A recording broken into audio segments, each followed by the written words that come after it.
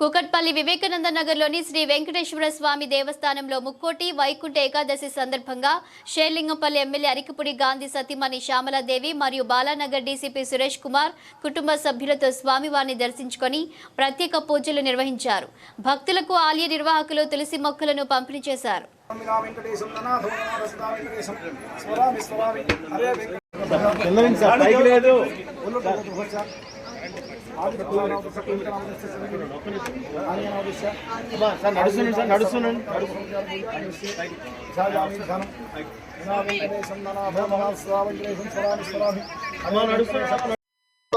दातारं सर्वसंपदां लोकाभिरामं श्रीरामं भूयो भूयो नमाम्यहम् श्रीवेंकटाचलाधीशं श्रियाध्यासितवक्षसं स्थितचेतनमन्दारं श्रीनिवासमहं भजे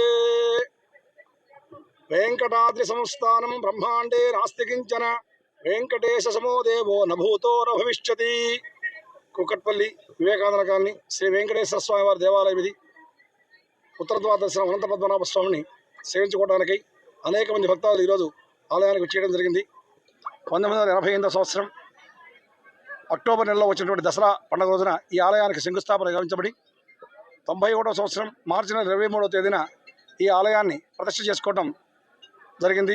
శ్రీమద్ పరమహంస పరివ్రాజకాచార్య శ్రీ శ్రీ శ్రీ ఇదండి శ్రీమన్నారాయణ రామానుజ చంద్రజయస్వామి వారి మంగళాశాసనంతో ఈ యొక్క ప్రతిష్ఠ చేసుకోబడి ఆనాటి నుంచి నేటి వరకు దినదిన ప్రవర్ధమానమవుతూ ప్రతి ఉత్సవం కూడా ఇక్కడ దేదీప్యమానంగా కొనసాగబడుతున్నది. నిత్యోత్సవ, పక్షోత్సవ, మాసోత్సవ, అయనోత్సవ, సంవత్సరోత్సవ, దీపికోత్సవ, పల్లవోత్సవ, ఉద్యానోత్సవ అని అనేక రకాలుగా చెప్పినట్టుగా ఉత్సవాలు ఇక్కడ ప్రతి ఉత్సవం కూడా అంత ఘనంగా జరుగుతుంది.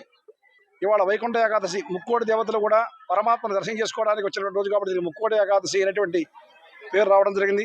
అలానే శయన ఏకాదశి నాడు నారాయణమూర్తి పాలకడిలో యోగనిద్రకు వెళ్ళిన నారాయణమూర్తి కార్తీక శుద్ధ ఏకాదశి నాడు యోగ నుంచి బయటకు వచ్చినా కూడా దేవతా దర్శనానికి ఇచ్చింది మాత్రం ఈ వైకుంఠ ఏకాదశి ఉంది కాబట్టి దీనికి వైకుంఠ ఏకాదశి అనేటువంటి పేరు వచ్చింది. కాబట్టి ఉత్తర ద్వారం గుండా వచ్చి స్వామి దేవతలందరికీ దర్శనమిస్తాడు. ఉత్తరం అనేది మోక్షానికి ప్రతీక కాబట్టి అటువంటి స్వామికి దర్శనం కనుక ఈ రోజు కనుక చేసుకున్నట్లయితే వారికి పునర్జన్మ ఉండదు అనేటువంటిది ధర్మశాస్త్రం. కాబట్టి ఆ శాస్త్రవచనాన్ని అనుసరించి ఈ చుట్టుపక్కల ప్రాంతాలు అందరూ వారు కూడా స్వామిని సేవించుకోవడం కోసమని నేటి రోజున సుమారు 40 నుంచి 50 వేల మంది ఉదయం 3 గంటల నుంచి రాత్రి 11 గంటల వరకు రావడం జరుగుతుంది. ఈ ప్రాంతంలో వెంకటేశ్వర స్వామి దేవాలయం అనేది లేని రోజుల్లో నిర్మాణమైన దేవాలయం కాబట్టి ఈ ప్రాంతంలో అందరికీ కూడా తలమానికంగా ఉంటుంది ఈ యొక్క దేవాలయం.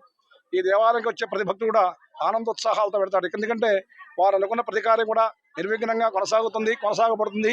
మేము ఎన్నో నిదర్శనాలు మేము చూసామండి వాళ్ళ అనుభవాలు వాళ్ళు చెబుతూ ఉంటారు. కాబట్టి ఆ విధంగా స్వామి యొక్క అనుగ్రహాన్ని పొందుతూ స్వామి కూడా ఇవాళ రోజు తిరుమల తిరుపతి దేవస్థానం స్వామిని దర్శనం చేసుకోవాలనేటువంటి కోరిక చాలా మంది కలుగుతుంది.